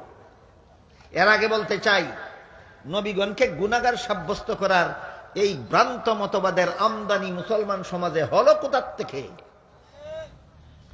খ্রিস্টানদের সমাজ থেকে আমদানি হয়েছে। বাংলাদেশে খ্রিস্টানদের একটা সংগঠন আছে, খ্রিস্টান মিশনারি বাংলাদেশ। এই সংগঠনের পক্ষ থেকে যত বই পুস্তক লেখা হয়েছে বাংলা ভাষায়, এর মধ্যে একটা বইয়ের নাম আছে কোরআনের আলোকে বেহেশতে যাওয়ার পথ। যে খ্রিস্টানদের লেখা বই, বাঙালি খ্রিস্টানদের লেখা বই। এই বইয়ে লিখেছে প্রথম মানুষ আদম, প্রথম পাপিষ্ট। কি ছিল আদমের পাপ? জান্নাতে নিষিদ্ধ গাছের ফল খাওয়া ছিল আদমের পাপ। সেই পাপিষ্ট আদমের বংশে যত নবী জন্মগ্রহণ করেছে সবগুলি নবী জন্মগত পাপিষ্ট। কি ছিল অন্যান্য নবীর পাপ? পাপিষ্ট আদমের বংশে জন্ম হওয়াটাই ছিল অন্যান্য নবীর পাপ। তারপরে সেই বইয়ে লেখে শেষ পর্যন্ত আল্লাহ একজন নিষ্পাপ নবী জন্ম দেওয়ার ইচ্ছা করলেন, তাই এই নবীকে আর পাপিষ্ট আদমের বংশে জন্ম না দিয়ে আল্লাহ নিজের ঔরসে জন্ম দিলেন। ইনি হলেন হযরত ঈসা আলাইহিস সালাম। ঈসা আলাইহিস সালাম আদমের পাপিষ্ট আদমের বংশে জন্ম না হয়ে আল্লাহর ঔরসে জন্ম হয়েছিলেন। এই জন্য একমাত্র তিনি হলেন নিষ্পাপ নবী, আর বাকি সবগুলি নবী পাপিষ্ট আদমের বংশে জন্ম হওয়ার কারণে সবগুলি নবী জন্মগত পাপিষ্ট। খ্রিস্টানদের মতবাদ বুঝে থাকলে এবার বলুন, নবীগণকে গুনাহগার, গুনাহগার ফার্সি শব্দ, বাংলা শব্দ হইল পাপিষ্ট, আরবি শব্দ হইল মুজরিম। আরবি শব্দ হইল মুজরিম। মুজরিম গুনাহগার পাপিষ্ট সাব্যস্ত করা সত্য সত্যই মুসলমানি মতবাদ না খ্রিস্টানি মতবাদ? তাহলে এবার বলুন, মুসলমান সমাজে নবীগণকে গুনাহগার সাব্যস্ত করার মতবাদ কোত্থেকে আমদানি করা হয়েছে? খ্রিস্টানদের কাছ থেকে আমদানি করা হয়েছে। সুতরাং এই ভ্রান্ত মতবাদ যারা মুসলমান সমাজে প্রচার করে বেড়াচ্ছে, এরা নিঃসন্দেহে ইহুদি খ্রিস্টানের দালাল। এর মধ্যে একজন ইদানিংকালীন একজন বিশ্ববিখ্যাত দালালের নাম সাদ সাহেব। তিনি বলে হযরত জাকারিয়া আলাইহিস সালাম আল্লাহর দরবারে শাস্তিযোগ্য অপরাধ করেছিলেন, হযরত ইউসুফ আলাইহিস সালাম আল্লাহর দরবারে শাস্তিযোগ্য অপরাধ করেছিলেন, হযরত মুসা আলাইহিস সালাম আল্লাহর দরবারে শাস্তিযোগ্য অপরাধ করেছিলেন, হযরত মুহাম্মদুর রাসূলুল্লাহ সাল্লাল্লাহু আলাইহি ওয়াসাল্লাম আল্লাহর দরবারে শাস্তিযোগ্য অপরাধ করেছিলেন। এবার আমি সেই প্রশ্নের জবাব দেব যে আদমের নিষিদ্ধ গাছের ফল খাওয়ার সহিহ ব্যাখ্যা কি? আহলে সুন্নাত ওয়াল জামাতের মুফাসসিরিনে কেরাম বিগত 1300 বছরের ইতিহাসে যত তাফসীরের কিতাব লিখেছেন, সবগুলি তাফসীরের কিতাবে আদমের নিষিদ্ধ গাছের ফল খাওয়ার একাধিক সহিহ ব্যাখ্যা লেখা আছে। সবগুলি ব্যাখ্যা আমি একদিনে শোনাবার মতো সময় আমার হাতে নাই, আপনাদের সকলের কাছে শোনার মতো সময়ও নাই। কাজে একটা ব্যাখ্যা আপাতত বলি, সেটা হলো মানুষের কোনো কাজে সওয়াব হয়, কোনো কাজে গুনাহ হয় দুনিয়ার জীবনে। মানুষের কোনো কাজে সওয়াব হয়, কোনো কাজে গুনাহ হয় দুনিয়ার জীবনে। জান্নাতি জীবনের কোনো কাজে সওয়াব নাই, গুনাহ নাই। জান্নাতি জীবনের কোনো কাজে সওয়াব নাই। এবার বলুন, আদম নিষিদ্ধ গাছের ফল খেয়েছিলেন কোন জীবনে? এর সাথে সওয়াবেরও কোনো সম্পর্ক নাই, গুনাহের কোনো সম্পর্ক নাই। এই ব্যাখ্যাটা মেনে নিলে গুনাহগারদেরকে নবী বানাই না, আল্লাহর সার্বজনীন মূলনীতি লঙ্ঘন হয় না? ঠিক থাকে? এইটাই প্রমাণ ব্যাখ্যাটা সহিহ। যেই ব্যাখ্যা মেনে নিলে আল্লাহর মূলনীতি লঙ্ঘন হয়, যে মন গড়া অপব্যাখ্যা, দুনিয়ার স্বার্থে পরে অপব্যাখ্যা শুরু করেছে নবী রাসূলের বেলায়। আর যেই ব্যাখ্যা মেনে নিলে আল্লাহর মূলনীতি লঙ্ঘন হয় না, বহাল থাকে, এই ব্যাখ্যা হইল সহিহ ব্যাখ্যা।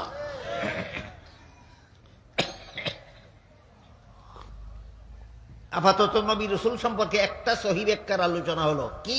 সমস্ত নবী রাসূলগণ আজীবন বেগুনাহ, নিষ্পাপ। যার পারিভাষিক শব্দ হলো মাসুম। আহলে সুন্নাত ওয়াল জামাতের পরিভাষায় আজীবন বেগুনাহ বোঝাবার জন্য মাসুম শব্দ ব্যবহৃত হয়। আর প্রথম জীবনের গুনাহগার, শেষ জীবনের নিষ্পাপ, এমন বেগুনাহ বোঝাবার জন্য মাগফুর শব্দ ব্যবহৃত হয়। বলুন তো, আমার এতক্ষণের কথা যারা বুঝেছেন, মাসুম কারা আর মাগফুর কারা? হ্যাঁ, মাসুম নবীগণ আর মাগফুর হলেন সাহাবায়ে কেরাম। এক হাদিসে রাসূল করিম সাল্লাল্লাহু আলাইহি ওয়াসাল্লাম বলেন, কেউ যদি আমার সাহাবাদের সমালোচনা করে, সে আমি রাসূলের এই সমালোচনা করে। আর যে আমি রাসূলের সমালোচনা করে, সে আল্লাহরই সমালোচনা করে। আর যে আল্লাহর সমালোচনা করে, সে মরতে দেরি হতে পারে, আল্লাহ তাকে গজবের হাতে ধরতে দেরি করবেন না। আমাদের বুঝার ব্যাপার হইল, সাহাবার সমালোচনা রাসূলের সমালোচনা কেমনে হয়, আর রাসূলের সমালোচনা আল্লাহর সমালোচনা কেমনে হয়। খুব শর্টকাটে বলি, রাসূল ছিলেন উস্তাদ আর সাহাবাগণ ছিলেন সরাসরি ছাত্র। রাসূল ছিলেন উস্তাদ, সাহাবাগণ ছিলেন সরাসরি ছাত্র। সুতরাং সাহাবাগণ খারাপ ছিল, দুষ্ট ছিল, পাপিষ্ট ছিল, গুনাহগার ছিল, কুচক্রী ছিল, এসব কথা বললে বোঝা যায় উস্তাদটা খুব ভালো। এই হইল রাসূলের সমালোচনা। বুঝলেন? ছাত্রগুলি খারাপ বললে উস্তাদ ভালো সাব্যস্ত হয় না, উস্তাদটা খারাপ সাব্যস্ত হয়। এই জন্য রসুল বলেন যে আমার সাহাবাদের সমালোচনা করে সে আমি রাসূলেরই সমালোচনা করে। এরকম খারাপ উস্তাদটারে উস্তাদ নিয়োগ দিল কে? এই আল্লাহর সমালোচনা হইল। আল্লাহ কেন এই খারাপ লোকটারে উস্তাদ বানাইল? এটা হইল আল্লাহর দোষ। এই জন্য রসুল বলেন আমার সাহাবাগণের সমালোচনা যে করে সে আমি রাসূলেরই সমালোচনা করে, আমি রাসূলের সমালোচনা যে করে সে আল্লাহর সমালোচনা করে। আর যেইভাবে আল্লাহর সমালোচনা করে তার মরতে দেরি হতে পারে, আল্লাহ তাকে গজবের হাতে ধরতে দেরি করবেন না। এবার নবী রসুল সম্পর্কে আপনারা আর কয়েক মিনিট শুনলে আমি আর 2 নম্বর সহিহ ব্যাখ্যা শোনাবো। হাদিস শরীফে রাসূল করিম সাল্লাল্লাহু আলাইহি ওয়াসাল্লাম বলেন আল আম্বিয়াউ আহইয়াউন ফি কুবুরিহিম। এর অর্থ হলো নবী রাসূলগণকে দাফন করা মাত্রই আল্লাহ তাদেরকে জীবিত করে দেন। দাফনের পরে কোন নবী মুর্দা থাকেন না, দাফনের সাথে সাথে আল্লাহ জীবিত করে দেন। এটা আহলে সুন্নাত ওয়াল জামাতের মতাদর্শ। সুন্নতে রাসূল এবং জামাতে সাহাবার দ্বারা প্রমাণিত সাব্যস্তকৃত। দাফনের পর থেকে নবী জীবিত, দাফনের পর থেকে সমস্ত নবী জীবিত, দাফনের পর থেকে সমস্ত নবী জীবিত। এখন যদি কেউ বলে না নবী যেই রকম মৃত অবস্থায় আমরা দাফন করেছিলাম সেই রকম মৃতই আছেন, এরকম ব্যাখ্যা যদি কেউ করে তাহলে সে সহিহ ব্যাখ্যা মতো নবী মানে না মন গড়া ব্যাখ্যা মতো? এক দলের অন্তর্ভুক্ত না 72 দলের অন্তর্ভুক্ত? মনে আছে আগের কথা? এক দলের অন্তর্ভুক্ত নয়, 72 দলের অন্তর্ভুক্ত। প্রমাণ হয়ে গেল তোমার অন্তরে অন্তরে কুমতলব আছে, দুনিয়ার কোন লোভে পড়েছ, নবী সম্পর্কে এই অপব্যাখ্যা দিয়া তুমি আসলে দুনিয়ার সেই স্বার্থ হাসিল করতে চাও। এক হাদিসে রাসূল বলেন আমি দুনিয়ার থেকে বিদায় হওয়ার পর কিয়ামত পর্যন্ত সারা দুনিয়া জুড়া উম্মতে আমার কোন উম্মতে কোন দিন কোন দেশ থেকে আমার নামে দুরূদ সালাম পড়ে তা সাথে সাথে আমার রওজা শরীফে পৌঁছে দেওয়ার জন্য আল্লাহ অসংখ্য ফেরেশতা মোতায়েন করে রেখেছেন। কাজেই যে কোনো দিন যে কোনো দেশ থেকে যে কোনো উম্মতে আমার নামে দুরূদ সালাম পড়বে, ফেরেশতা তার দুরূদ সালাম সাথে সাথে আমার রওজা শরীফে পৌঁছে দেবে। কিন্তু কোন উম্মত যদি আমার রওজা শরীফের কাছে এসে দুরূদ সালাম পড়ে, যে কোনো উম্মত যে কোনো সময় আমার রওজা শরীফের কাছে এসে দুরূদ সালাম পড়লে আমি নিজের কানে শুনবো, নিজের মুখে জবাব দেব, ফেরেশতাদের মধ্যস্থতা লাগবে না। এবার বলুন, যে কোনো উম্মত যে কোনো সময় রওজা শরীফের কাছে গিয়া দুরূদ সালাম পড়লে নবী নিজের কানে শুনবেন, নিজের মুখে জবাব দিবেন কেন? মুর্দা থাকার কারণে না জিন্দা? এই কথাটাকে আহলে সুন্নাত ওয়াল জামাতের পরিভাষায় বলে হায়াতুন নবী। এই কথাটাকে আহলে সুন্নাত ওয়াল জামাতের পরিভাষায় বলে হায়াতুন নবী, নবী জিন্দা। নবী সম্পর্কে 3 নম্বর, নবী রাসূল সম্পর্কে 3 নম্বর সহিহ ব্যাখ্যা হলো জীবিত অবস্থায় নবীগণ আপন আপন রওজা শরীফের ভিতরে থাকেন। রাসূল বলেন ফি কুবুরিহিম, ফি কুবুরিহিম, ফি কুবুরিহিম, রওজা শরীফের ভিতরে থাকেন, ভিতরে থাকেন, ভিতরে থাকেন। সুতরাং যারা বলে নবী হাজির নাজির আমাদের অনুষ্ঠানে উপস্থিত, তারা মন গড়া ব্যাখ্যা মতো নবী মানে, সুন্নতে রাসূল এবং জামাতে সাহাবার ব্যাখ্যা মতো নবী মানে না। সুতরাং নবীকে হাজির নাজির যারা বলে এরা সুন্নি নয়, এরা মন গড়া ব্যাখ্যা মতো নবী মানে, এরা বেদাতি। বেদাতিরা কেন সুন্নি নাম ধারণ করে? এই প্রশ্নের জবাব বোঝার জন্য বুঝতে হবে কাদিয়ানীরা মুসলমান না কাফের? এরা নিজেদের দলের নাম কি দিয়েছে জানেন? আহমদিয়া মুসলিম জামাত। মুসলিম জামাত অর্থই হলো মুসলমানের দল। এবার বলুন, কাফিরের দল নিজের দলের নাম মুসলমানের দল দিল কেন? সরল মুসলমানদেরকে ধোঁকা দেওয়ার জন্য। ঠিক তেমনি ভাবে বেদাতিরা নিজেদের সুন্নি নাম দিল কেন? সরল মুসলমানকে ধোঁকা দেওয়ার জন্য। কাজেই আমাদের সমাজের প্রচলিত সুন্নি ওয়াহাবি হলো আনারস আর বেদানার মতো। রসে ভরা ফলকে বলে আনারস, আর দানায় ভরা ফলকে বলে বেদানা। রসে ভরা ফলকে বলে আনারস, আর দানায় ভরা ফলকে বলে বেদানা। ঠিক তেমনি ভাবে সুন্নতে ভরা দলকে বলে ওয়াহাবি, আর বিদাতে ভরা দলকে বলে সুন্নি। বুঝে থেকে বলুন, আপনারা যে সমাজে বাস করেন এই সমাজের সুন্নি ওয়াহাবি কিসের মতো? আনারস আর বেদানার মতো। উদাহরণ মনে থাকলে আর বিভ্রান্তি হবে না। এই দুঃখাবাজদের দুঃখায় পরে আপনারা প্রতারিত হবেন না। নবী রসুল সম্পর্কে আপাতত খুব তাড়াহুড়া করে 3টা সহিহ ব্যাখ্যা শোনালাম। 1 নম্বর, সমস্ত নবী রসুলগণ আজীবন বেগুনাহ। 2 নম্বর, সমস্ত নবী রসুলগণ দাফন করার পর থেকে জীবিত। 3 নম্বর, সমস্ত নবী রসুলগণ জীবিত হয়ে রওজা শরীফের ভিতরে থাকেন, কোথাও হাজির নাজির হন না। আল্লাহ পাক রব্বুল আলামিন পবিত্র কোরআনে আমাদের নবীকে সম্বোধন করে বলেন, ওমা কুনতা লাদাইহিম ইয আজমাউ আমরাহুম ওয়া হুম ইয়ামকুরুন। হে মুহাম্মদুর রাসূলুল্লাহ সাল্লাল্লাহু আলাইহি ওয়াসাল্লাম, আপনি যদি হাজির নাজির হতেন তাহলে ইউসুফ আলাইহিস সালামকে 10 ভাইয়ে যে কয় নিক্ষেপ করেছিল সেখানেও হাজির নাজির হতেন, নিজের চোখে দেখতেন। যেহেতু আপনি হাজির নাজির না, এই জন্য কোরআন নাজিল করে আপনাকে ঘটনা অবগত করে দিলাম। অন্য আয়াতে বলেন, ওমা কুনতা লাদাইহিম ইয ইউলকুনা আকলামাহুম আইয়ুহুম ইয়াকফুলু মারইয়াম ওমা কুনতা লাদাইহিম ইয ইখতাসিমুন। হে রাসূল করিম সাল্লাল্লাহু আলাইহি ওয়াসাল্লাম, ঈসা আলাইহিস সালামের মা মরিয়ম যখন জন্মগ্রহণ করেছিলেন, এই মরিয়মের অভিভাবক সাব্যস্ত করার জন্য তারা একটা লটারি দিয়েছিল। লটারির ঘটনা বর্ণনা করে আল্লাহ কোরআনে বলেন, যদি আপনি হাজির নাজির হতেন, ঘটনার ক্ষেত্রে নিজেই থাকতেন, নিজেই দেখতেন, আপনি হাজির নাজির না, এই জন্য কোরআন নাজিল করে আপনাকে ঘটনা অবগত করে দিলাম। আল্লাহ নিজের সম্পর্কে বলেন, ওমা কুন্না গায়বিন, আমি কোথাও অনুপস্থিত নই। বলুন তো, যিনি কোথাও অনুপস্থিত নন তিনি উপস্থিত কোথায়? সুতরাং হাজির নাজির এটা নবীর মর্যাদা নয়, হাজির নাজির আল্লাহর মর্যাদা। আল্লাহর মর্যাদা কেড়ে নিয়ে তোমার নবীকে দেওয়ার কথা তোমার এত বড় হেডমাস্টারই দিল কে? নবীর মর্যাদার অভাব পড়ছে নাকি? নবীর মর্যাদার তো অভাব নাই। আমার হাতে আজকে সময়ের অভাব, তা না হলে আল্লাহ আমাদের নবীকে কত বড় মর্যাদা দিয়েছেন কোরআনে আমি বলে দিতাম। শুধু একটি হাদিস বলি শুনুন। এক হাদিসে আল্লাহ রাসূল বলেন, ইন্নাল্লাহা ফাদ্দালানি আলাল আম্বিয়া ওয়া ফাদ্দালা উম্মতি আলাল উমাম। আল্লাহ আমাকে সমস্ত নবী ও রাসূলগণের উপর শ্রেষ্ঠ মর্যাদা দান করেছেন, আর আমার উম্মতকে সকল নবীর উম্মতের উপর শ্রেষ্ঠ মর্যাদা দান করেছেন।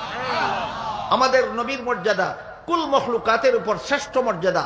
আমাদের নবীর মর্যাদা সমস্ত নবী রাসূলগণের উপর শ্রেষ্ঠ মর্যাদা। আমাদের নবীর মর্যাদা সমস্ত ফিরিস্তাদের উপর শ্রেষ্ঠ মর্যাদা। আমাদের নবীর মর্যাদা আরশ কুরসি লৌহ কলমের চেয়ে শ্রেষ্ঠ মর্যাদা। এমন মর্যাদাশালী নবীরে আল্লাহর মর্যাদা কেড়ে নিয়ে দেবা কেন? নবীর মর্যাদা গেল কোথায়? কাজেই হাজির নাজির হওয়া নবীর মর্যাদা নয়, এটা আল্লাহর মর্যাদা। আল্লাহর মর্যাদা নবীকে দিলে আশিকে রসুল হয় না, শিরিক হয়। কি হয়? শিরিক হয়। বেয়াদবি মাফ করলে একটি উদাহরণ দিয়ে কথা শেষ করি। এক মহিলা ওয়াজ শুনছিল, স্বামীকে সম্মান করা দরকার, ভালোই তো, কিন্তু কি বললে স্বামীর সম্মান হবে খুঁজে পায় না, শব্দটা কি হবে। চিন্তা করতে করতে করতে করতে হঠাৎ মনে পড়েছে, আরে সারা জীবন ভর মর্যাদার একটা শব্দ তো আমি ব্যবহার করে এসেছি, সেটা শব্দটা হইল আব্বা। এই দিন স্বামী যখন বাজার থেকে আসলো, ঘরে দরজা খুলেই বিবি সাহেব স্বামীকে বলে, আব্বা আজকে কেমন আছেন? বলেন আব্বা বড় খুশি হবে নাকি জুতা মারবে গালে? কেন? আব্বা শব্দটা মর্যাদার বটে, স্বামীর জন্য নয়, জন্মদাতার জন্য।